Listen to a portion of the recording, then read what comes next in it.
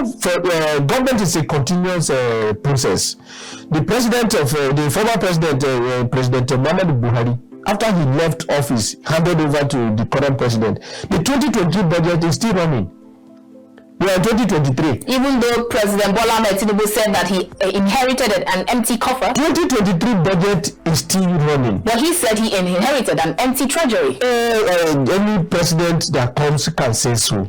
Any president that comes can say so. He's just saying so. What is there is that they have not exhausted the 2023 budget, and that is why you see projects still ongoing almost everywhere.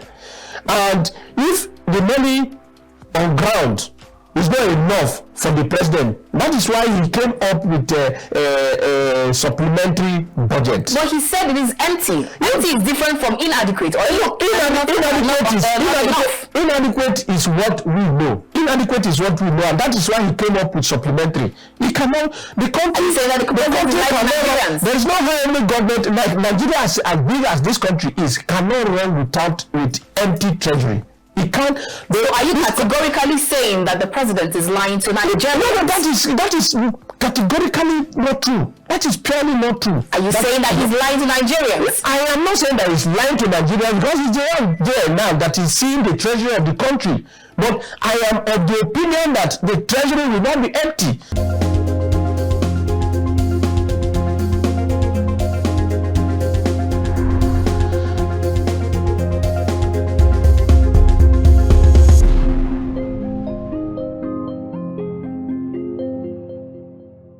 Welcome back. If you just joined us, this is The Conversation, reaching you from KAFTAN's television studio here in the nation's capital, Abuja. Now, let's begin by taking a quote first. My first is from Herb Boland, who is an American writer, journalist, and nationalist. Once said, "Year's end is neither an end nor a beginning, but a going on with all the wisdom that experience can instill in us." And I agree with that one. My next quote will be from Gary Rain Blair, that's president of the Goals Guy. He once said, "Every task, goal, race, and year comes to an end. Therefore, make it a habit to finish strong." I agree with that one. My last quote will be from Warren Edward Buffett, who is an American businessman, investor, and philanthropist. Once said, "Rule number 1, never lose money. Rule number 2, never forget rule number 1." I like that one so much. And then he went on to also state that should you find yourself in a chronically leaking boat, energy devoted to changing vessels is likely to be more productive than energy devoted to patching leaks. And I agree. So he went on to explain that one as he says that, in other words, the most important thing to do is, if you find yourself in a hole, stop digging. As he says, investments can go bad, and when they do, it is best to bow out and stop throwing money at them. It is a difficult decision to make, but accepting the loss will prove to be more than beneficial and financial. Okay, I'm sure you're wondering how or why exactly we're taking this quote today. Very warm greetings and welcome to The Conversation, reaching you from KAFTAN's television studio here in the nation's capital, Abuja. My name is Annabelle Oji. Tonight, we'll turn our attention to the National Assembly as we've started our series on 2023 in retrospect. And today we'll be talking about the National Assembly and the legislations. How far so far with all that has happened since after the election that took place in February 2023 up until now? What has been happening? What has happened with regards to the legislations? And how much should we be looking forward to 2024, especially coming from the National Assembly? My guest on the show tonight is Richard Oriri, who is a politician, and we'll start this conversation now. Ladies and gentlemen, welcome to The Conversation, and I will be your host.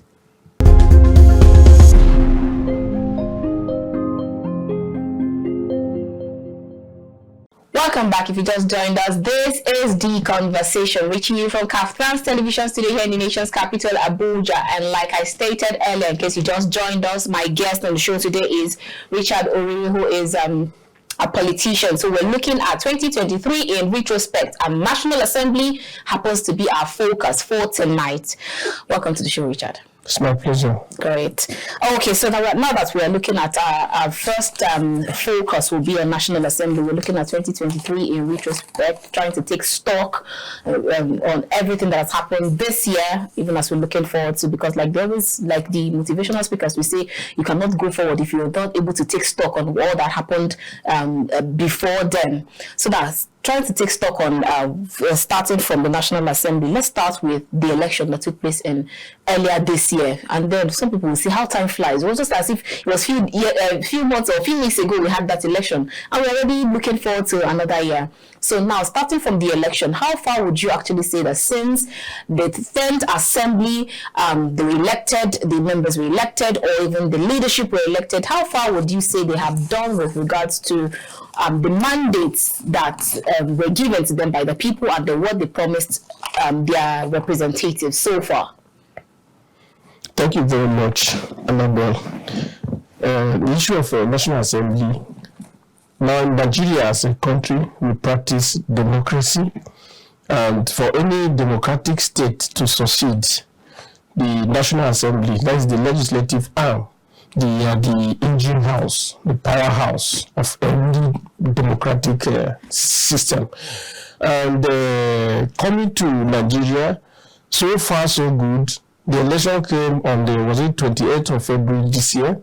The majority of them were elected, and after that, they went to tribunal, from tribunal to appeal court, and so far, majority, some of the House of Representative members that were elected initially wrongly, court pronounced that the elections were not in order, and they were sacked. Like some senators as well were sacked. One of the senators that was sacked was Senator Abo, from Adamawa State, and even Suswan from Benue State too was sacked. And so another House of Rep members too. If you go to Kano, about 2 or 3 or so of NNPP members were sacked. Abia State, the same thing, about 4 so were sacked. The same thing went around the whole federation. That shows clearly that democracy is truly in process in Nigeria, because you can't get it right anywhere in the world. Is that a prerogative to say that democracy is truly right? Because some people will tell you that it's in process. It's a process. Democracy is a process. It's a process because you cannot get it right, and the process is still going on. Before now, women were not allowed to even come out to vote, especially in the northern part of the country. But today, you can see women representing their people, their constituency in the National Assembly. We have female senators in the National Assembly. That is the upper legislative arm. And if you come to the lower legislative arm, we have female senators. And one of the senators, that's Princess Onoha, is the chairman House Committee on the TED Fund. And the Niger Data Development Commission too, the House Committee Chairman on Niger Data is NDDC, is Honorable, the daughter to this Data, former governor of Delta State, Honorable, I've forgotten the name. She's a woman too. And that shows that we are improving. Even if you go to America that we borrowed the democracy from, you see that before now, if you are not wealthy, you don't vote in America. But there came a time where even the poor people were allowed to vote. That is the process I talk about in democracy. So Nigeria, we have not gotten it right, but we are in the process, and by the grace of God, we will get it right. And coming to the issue of the members elected so far, now it is now that the National Assembly, especially the House of Representatives and the Senate, is now that they really want to start the legislative business. Right because, now? No. After how many months? They have been doing that. They have been doing it because now, even some of the members that were sacked, they were already appointed as a committee chairman. But even in the House of Representatives now, there is reshufflement now. Because majority of the House of Representatives were standing committee chairmen that were sacked by the court. They have to replace them by another persons. And now, was it on Tuesday? Was it on Thursday last week or so, the House of Rep came up again with another fresh House committee and House committee chairman and vice chairman, and then members of other committees. And in NASS, after the presentation of the budget by the appropriation, the 2024 appropriation by His Excellency President Bola Ahmed Tinubu to the National Assembly, the joint House last week, they went into action immediately because the president said he want the implementation of the 2024 budget to start on the 1st of January, meaning he has put in all of them to tax. They have to be up and doing to ensure that the appropriation is passed. Yesterday, the House of Representatives were at a Transcorp meeting. They were at Transcorp on a public hearing concerning the appropriation, the 2024 appropriation. And that shows clearly that they have started so very well, because in the Constitution, if you check Nigerian Constitution 1999 as amended, Section 4 of the Constitution clearly states the role of the legislatures. That is, one, they are there to make laws. And if you talk about the public policy, major public policies in any democratic setting is being formulated by the legislative arm. Public policies formulated by the legislative arm. That is what we call bills and law making process. And after that, they still have the same constitution, the same section 4 of the Nigerian Constitution as amended, 1999 Constitution as amended, still empower the House of Representatives and the Senate to oversee the executive, as in they go by supervision of the, because it is the executive that implements any law made by the executive, by the legislature. It is the executive that implements. And this implementation process, because they are true representative of the people, they will have to oversee what the executive is doing with the implementation of the public policies that they have already put on the table for them to implement. And in doing that, they ensure that these public resources, especially like the budget now presented to the National Assembly by the executive, by the head of the executive, who is the president of Nigeria, there's no how the president will go ahead to spend that money, except those who are elected true representative of the people scrutinize the appropriation and see that yes, it's good. If they see that it is not good enough, they have the power still to increase the budget to serve the masses very well. And that is what they are doing presently now. They are scrutinizing the budget now, and after scrutinization, they will go ahead by possibly passing the budget, the appropriation, and then send it to the executive for assent. And the moment the president put his signature on it, then it is right for the executive to implement whatever. And during this period of budget scrutinization, the legislature, they still have the power to call ministers and head of agencies that have budget in, they have this part of their budget as appropriated now, presented to them in the budget, in the 2024 appropriation. They will invite them for questioning. You said this is how much, this is that. But in last year 2023 budget, this is what you put here that you are still going to buy in 2024. But you saw in the 2023 budget that you have already purchased all of this. Why is this appearing again? That is the major reason why they have to call the ministers to come and defend the budget. And after that defense, before the House of Rep and the Senate, they will go ahead to either pass the budget for president to go ahead for implementation. So far so good. They have not done badly. We are watching for the first time in the history of Nigeria democracy, especially from 1999. But you will see House of Representatives, the head of the House of the Speaker, Tejudi Abbas, PhD, the Right Honorable Tejudi Abbas, PhD, he called for public hearing on the budget. And the first meeting was held yesterday at Transcorp PT. What difference does that make? The difference is that there is no, that shows transparency. This is what the president has presented to us, your representative. Help us scrutinize this budget. What do you see in this budget? Is this budget implementable?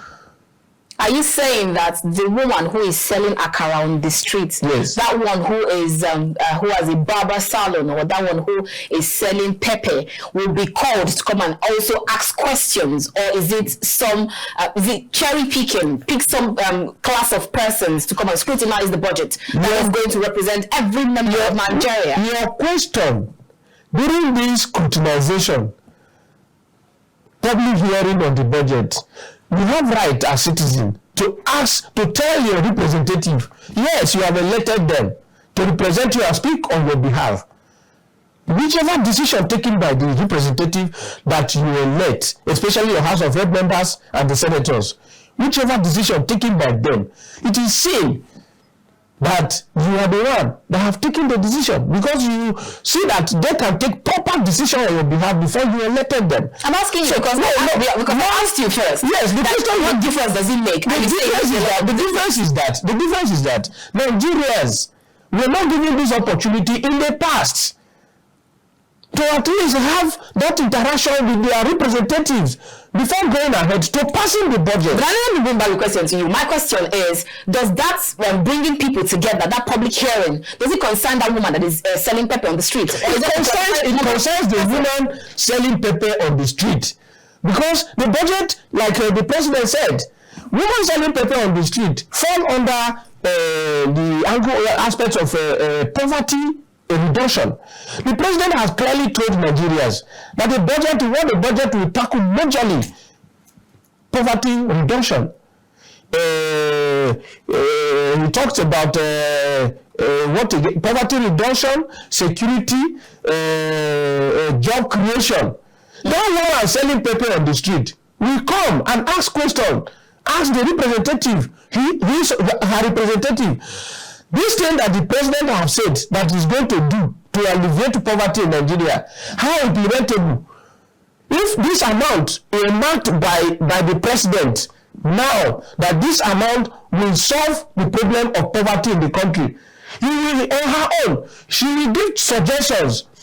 But if this is done this way, I don't think the president will have headway. Richard, you're actually diverting. I'm not deviating at all. Because if you say she will be invited, but she has not been invited. No, she's not invited. Then her union. It was announced. No, it was announced.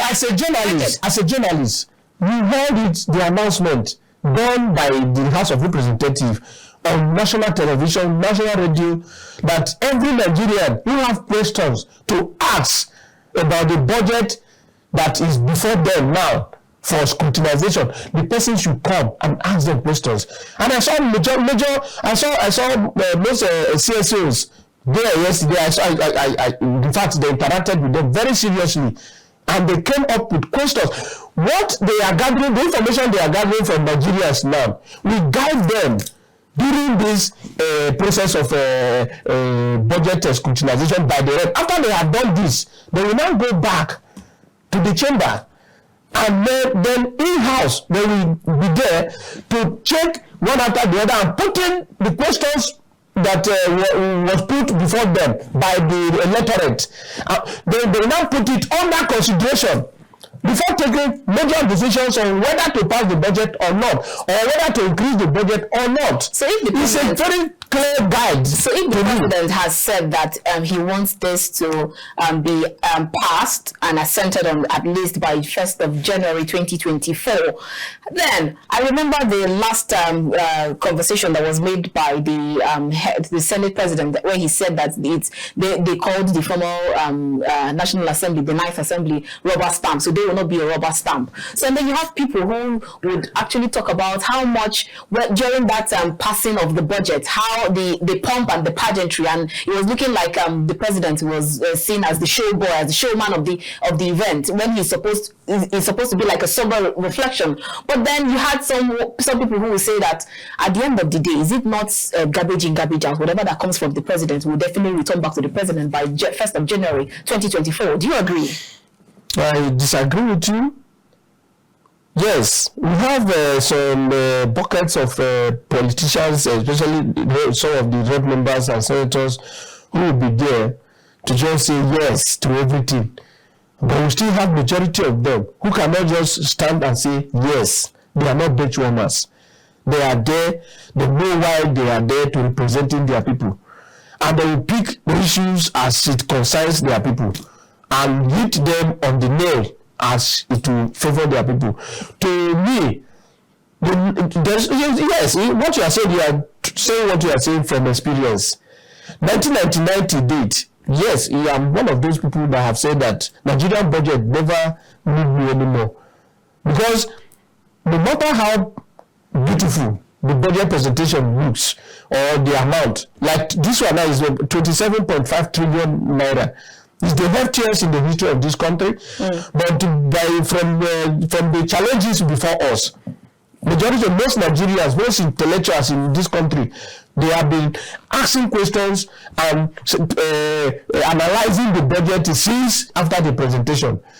And majority of them came up to say that the budget was not enough to tackle the current challenges facing the country. That if the president truly wants to solve the problems that is before the country today, this budget 27.5 trillion was not enough. And really, that's not enough. Yes, that 27.5 trillion was not enough. Yes, that I've seen. Even the SDP presidential candidate, I watched his interview on the budget scrutinization analysis on the AIT. I watched it very clearly, and from his point, all the points he raised there, that they are very cogent, and that he was on the part side that the budget was not enough.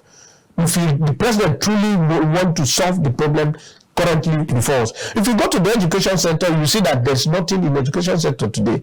You can have beautiful buildings, structures, going in, no library. There's no book anywhere for any student to read.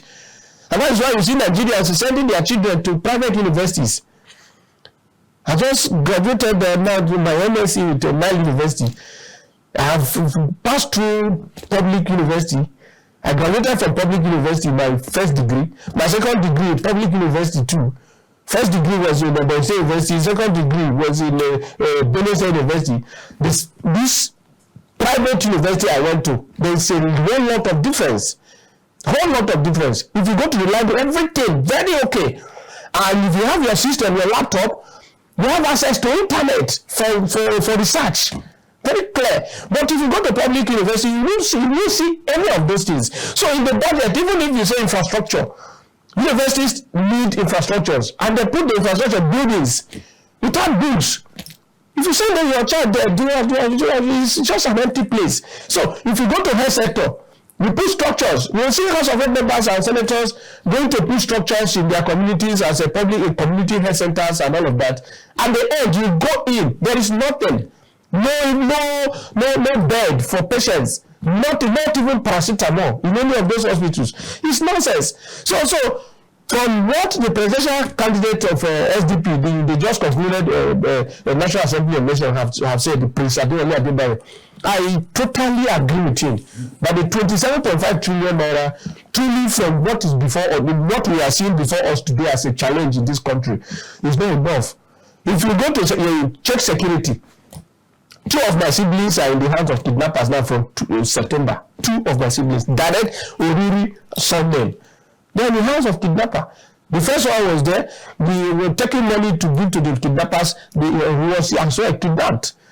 You understand? So the challenge, security, if you come to challenge, I am one of the victims now. I'm telling you now in terms of security. There's no family in Nigeria today that has not felt victim of a security challenge in the country. So, like yesterday, Nigeria airstrike miscalculation in Kaduna. Because they are there looking for the bandits. and then mistaking the community members to be criminals, and that unfortunate incident happened. If the country is safe, I don't think such will happen. It has not been happening like that. So no village, no community in Nigeria today that is safe. So how much will you inject into the defense sector that will be enough now? So my sister, what the budget scrutinization is very okay, because that will guide the House of Rep members and senators to knowing whether the total budget marked, like the total budget now is 27.5 trillion naira.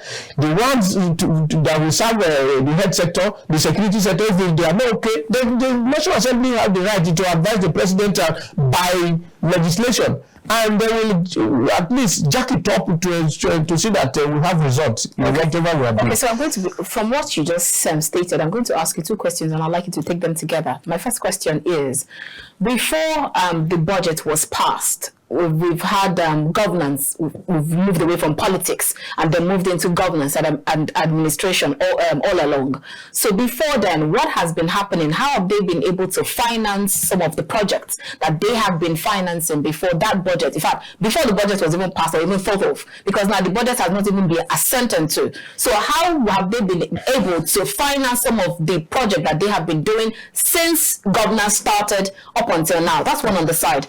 And then secondly, because I hear you talk about how much the scrutinization of the budget and all, and then you talked about communities have been set up in the National Assembly.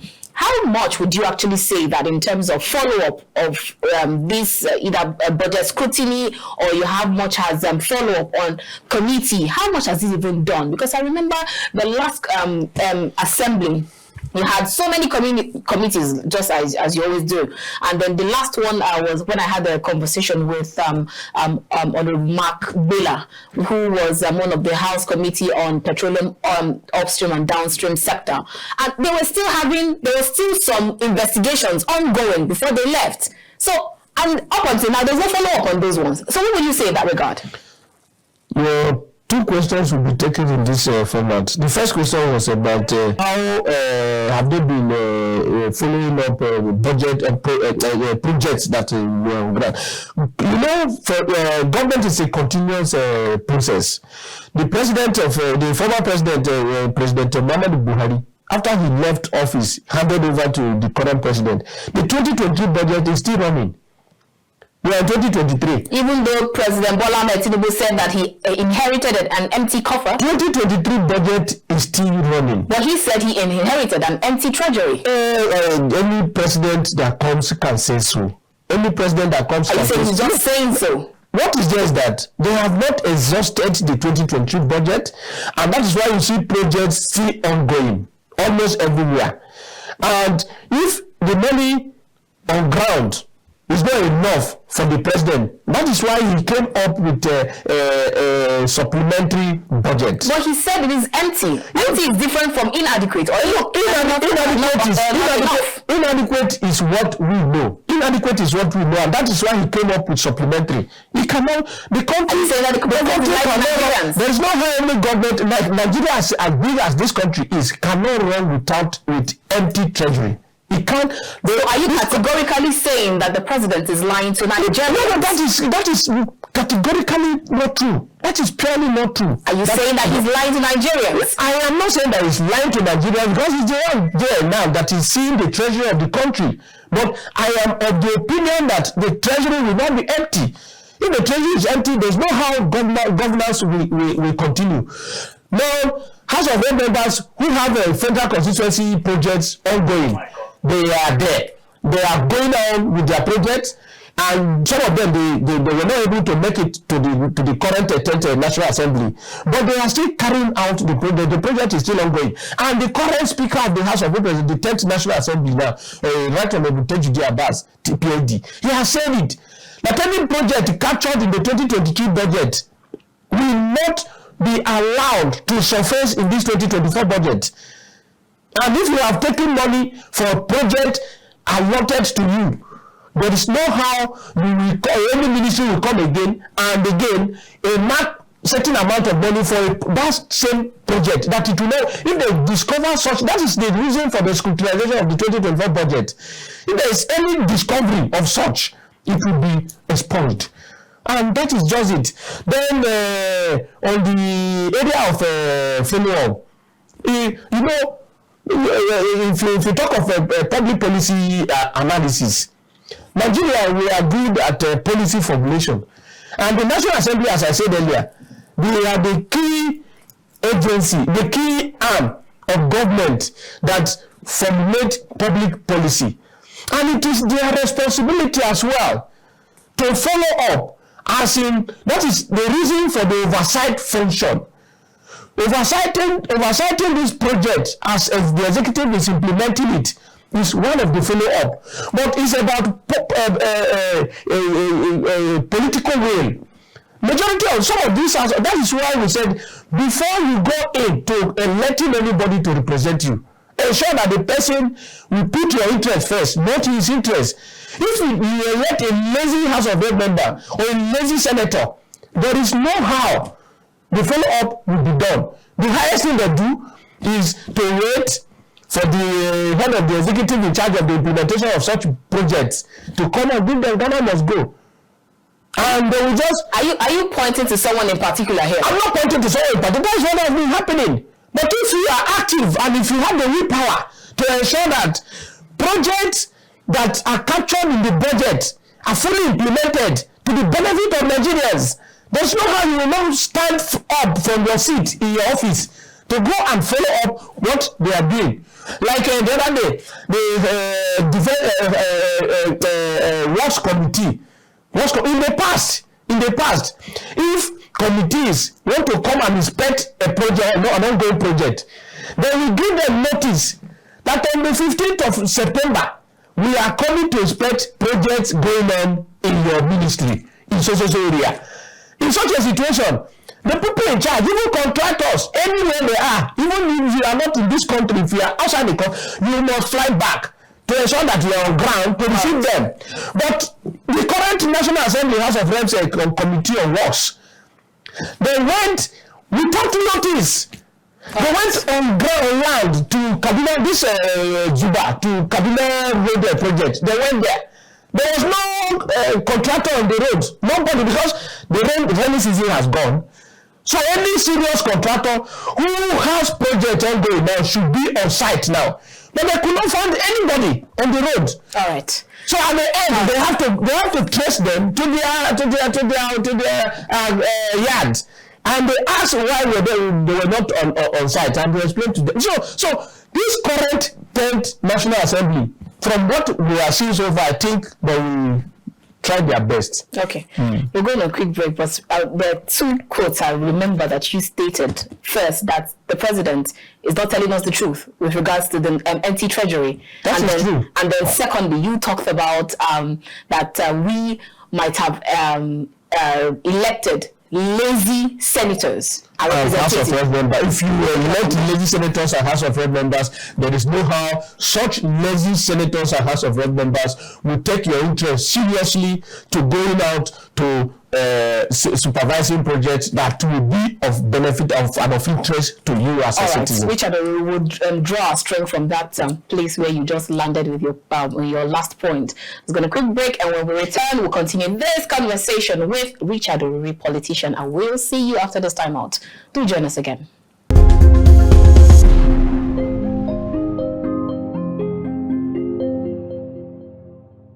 During implementation, you will see there will still be argument over some bills that they pass into law, that have become law. There will still be argument. And once you are not clear with the argument, you take it to court. That's where the judiciary will come in. And when you take it to court, the judges in the court will interpret what the executive and the legislature have done. Richard, you're diverting from my question. No. I'm not deviating. I am telling you the way and manner the House of National Assembly is being run.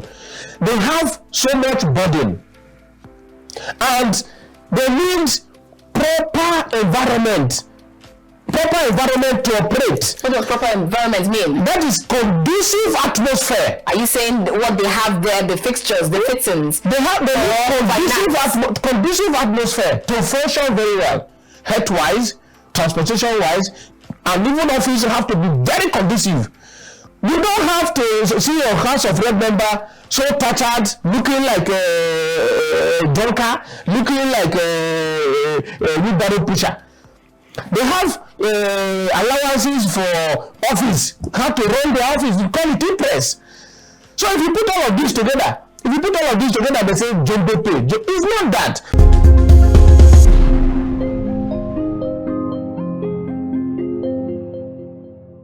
If you just joined us, this is The Conversation, reaching you from KAFTAN Television Studio here in the nation's capital, Abuja. If you just joined us, you've actually missed out on a whole lot, but then you can still join the conversation. As my guest on the show today is Richard Oriri, who is a politician, and we're looking at 2023 in retrospect, focus on National Assembly and legislations from the National Assembly.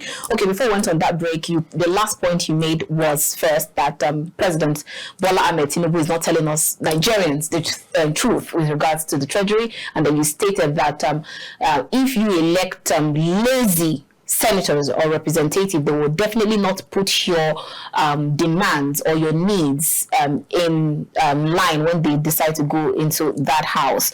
Now let's take that statement you made back to the current leadership of the National Assembly, the 10th leadership, speaking of Senator Godswill Akpabio and also Right Honorable Tajuddin Abbas. How much would you say are they bringing back your words or taking it from your words? Are they the lazy kind of leadership that you elect and then they will not take their representatives' needs to consideration? That's me asking you a question, not categorically stating.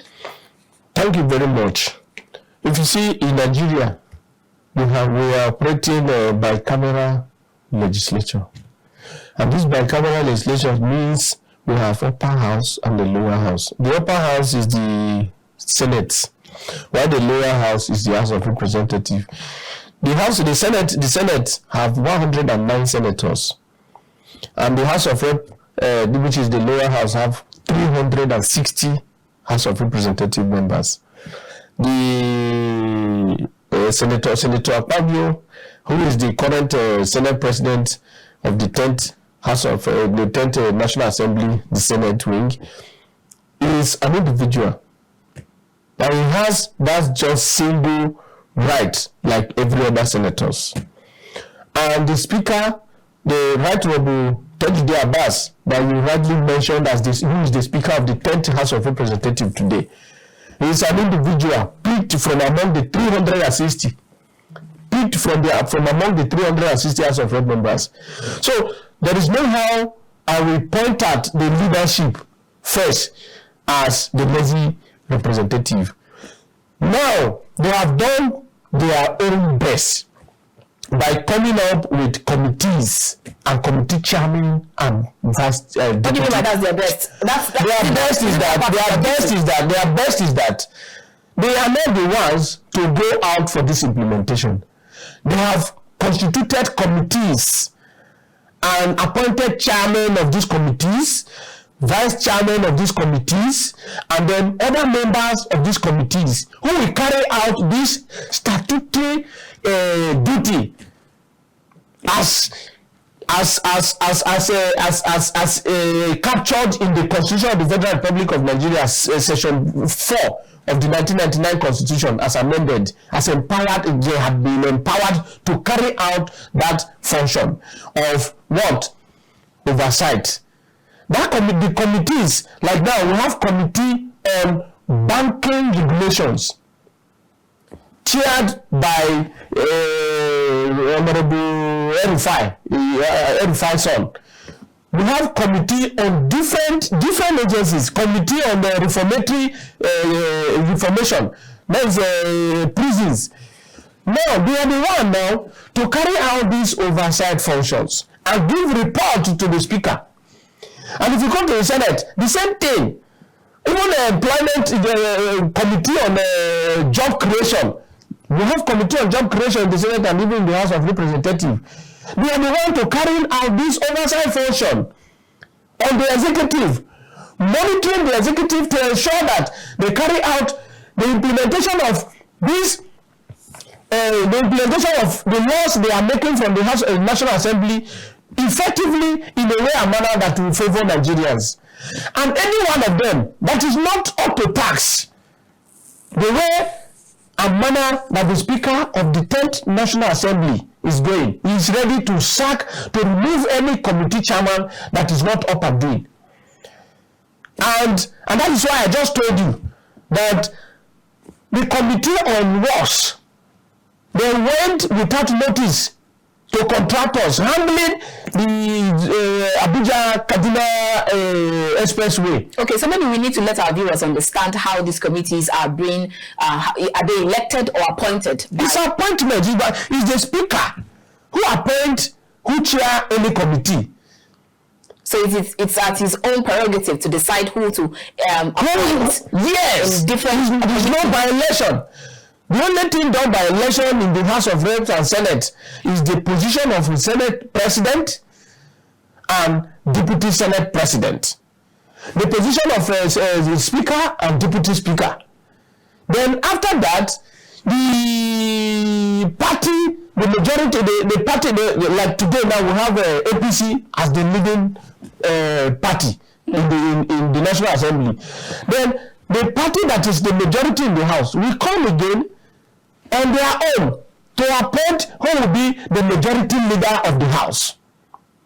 Then the minority party will come together to choose from among them who will be the minority leader.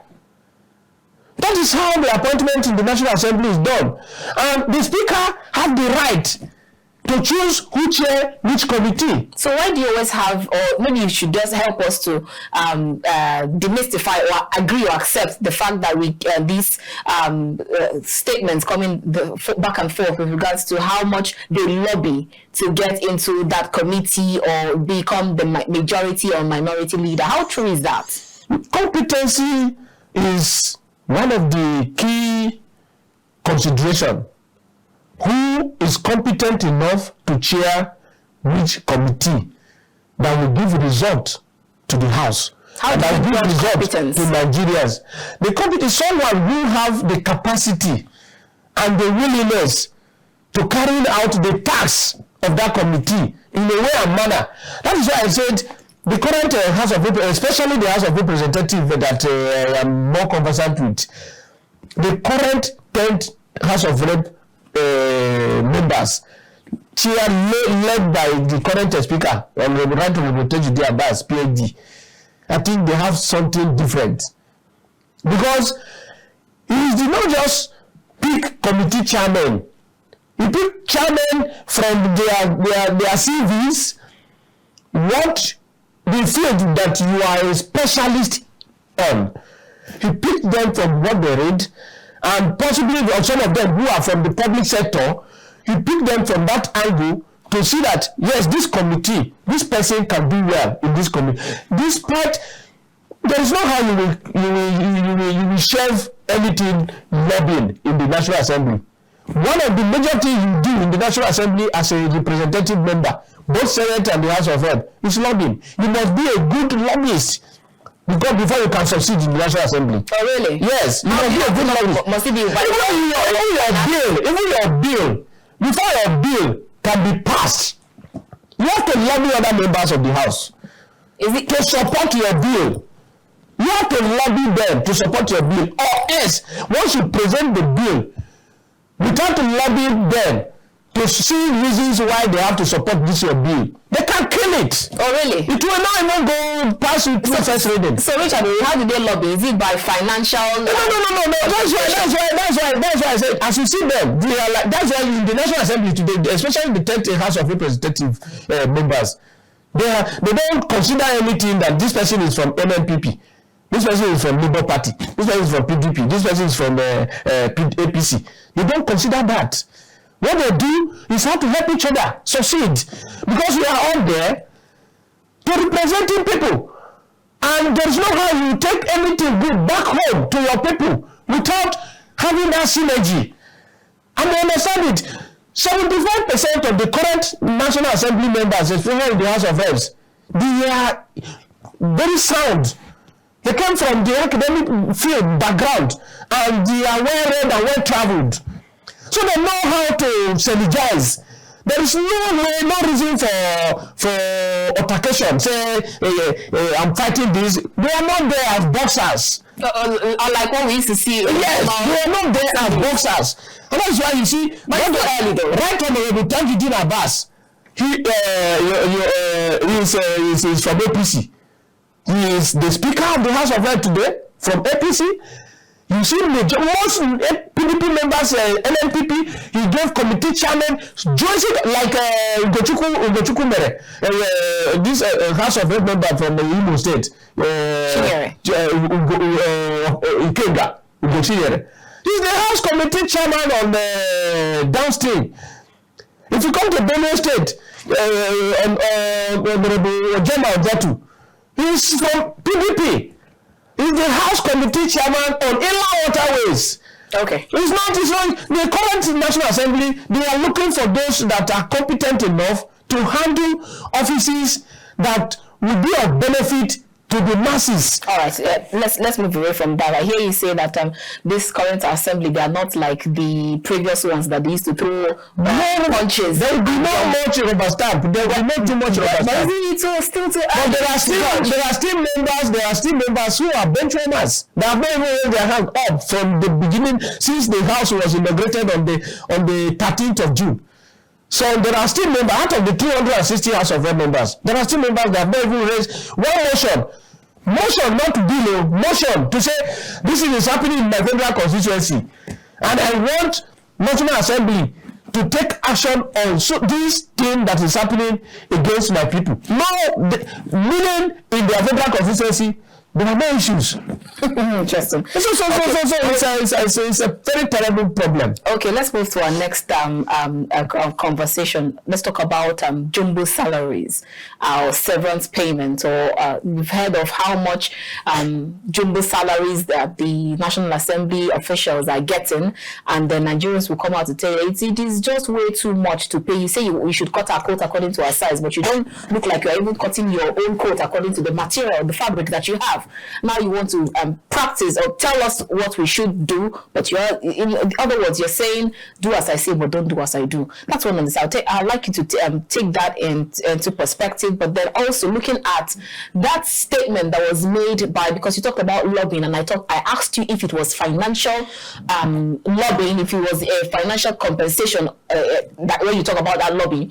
And then you recall that statement made by the Senate President when he talked about sending monies to representatives or the members, and then later changed it immediately to prayers, to emails. Let's get your reaction in that regard. National Assembly is, as I said, it is a very sensitive area. They are the engine house of any democratic setting. We have three arms of government: the legislature, the executive, and the judiciary. And these three, originally, they are to check each other. That's where you see checks and balances. The executive check the legislature, and equally check the judiciary. The judiciary equally check them. And that is why you see that even despite how beautiful any bill is passed, is made and passed from the legislature, sent to the executive will assent that this is very good. During implementation, you will see there will still be argument over some bills that they pass into law, that have become law. There will still be argument. And once you are not clear with the argument, you take it to court. That's where the judiciary will come in.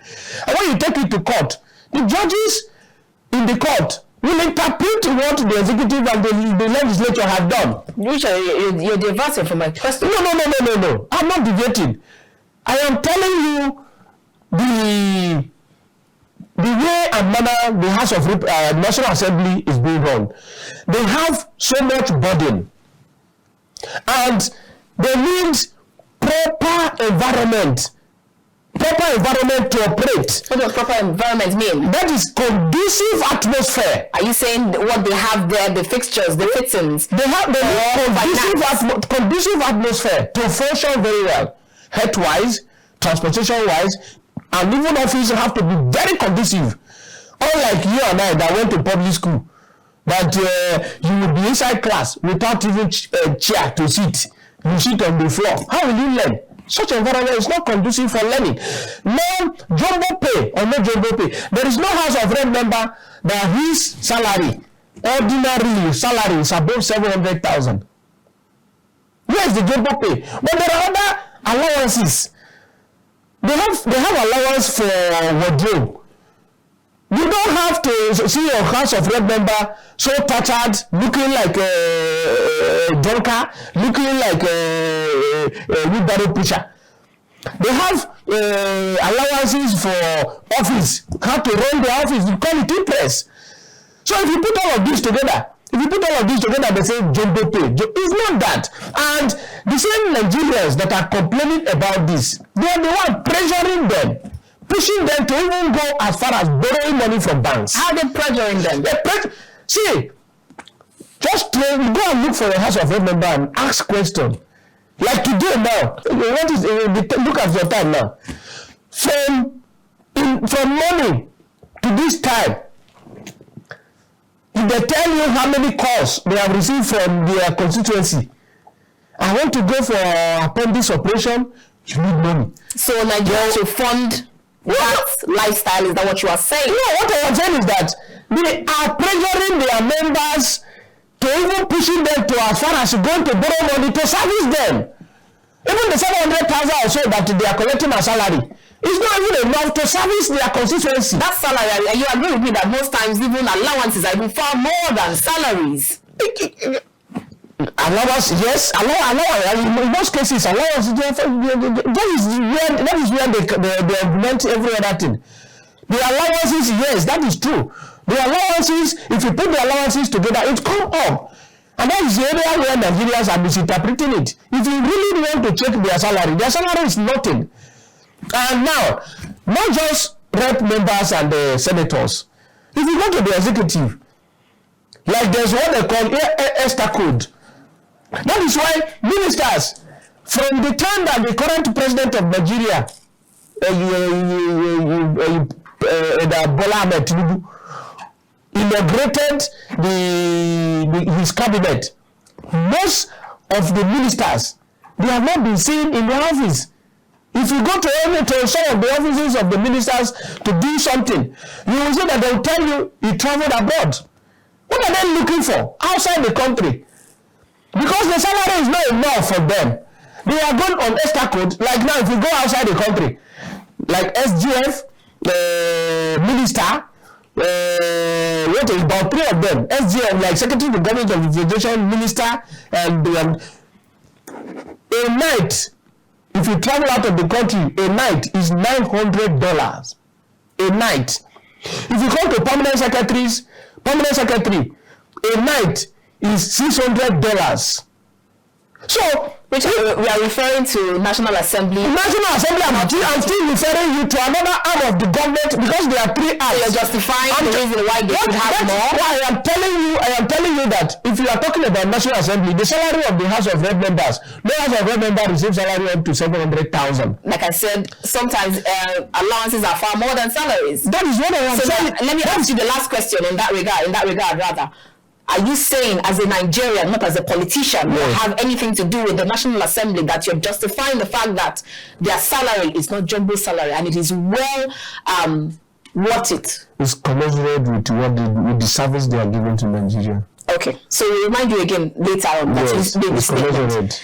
All right, before we let you go, let's talk about Senator Ike Ekweremadu and all that happened to him, with regards to how he's trying to take care of his own family and the, I don't like to use the word calamity, but what befell him and his family. It looks as if the National Assembly have moved on and then forgotten one of their colleague, one of their person. Is that what is happening at the moment? You know, National Assembly is a very serene environment, and anybody that is elected as a senator or House of Rep member, you should be seen to have integrity. What the senator, the former senator representing Enugu North or Enugu Central did, Ike Madu, is completely and totally against the law. He is a lawmaker and later turned to be a lawbreaker. And in such a situation, not that they will abandon him completely, and they have been doing that. The National Assembly have pleaded for leniency to the UK president, government of. That's a few months ago we heard about it. Looks like they moved on, and then everyone is like, to attend to Israel. No, the law have to take its course. The law have to take. He is a lawyer. He is a lawmaker. He knew very well. You have the money to pay for any kidney anywhere in the world, and he chooses to cut corner, picking somebody that possibly from a very poor background, and to say he wants to take the kidney to save the life of his son, his own daughter. So that boy now that he wants to take his kidney, the life of that boy means nothing to him. Okay, so we knew very well. You know what he has done is against the law. Yes, it's fine. National Assembly cannot just go in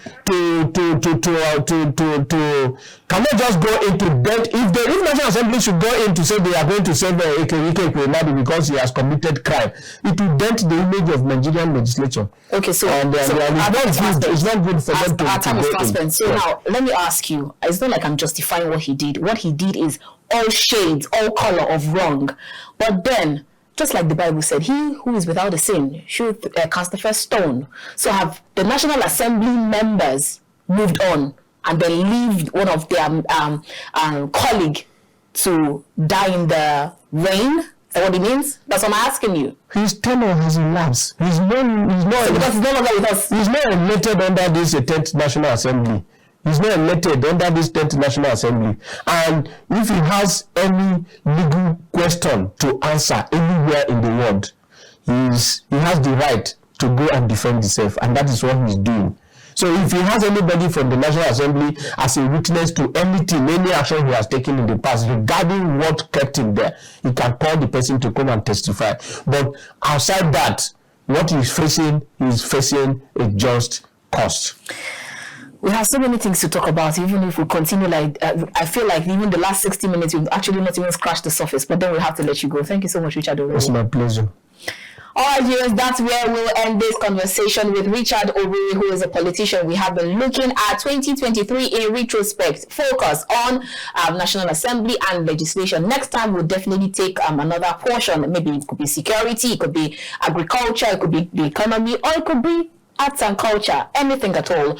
Keep watching The Conversation because you never know who my next guest will be or what I will be speaking of next. Until I come your way again, from the nation's capital, Abuja, I am Annabelle Oji. God bless you and yours, and God bless Nigeria. Good evening.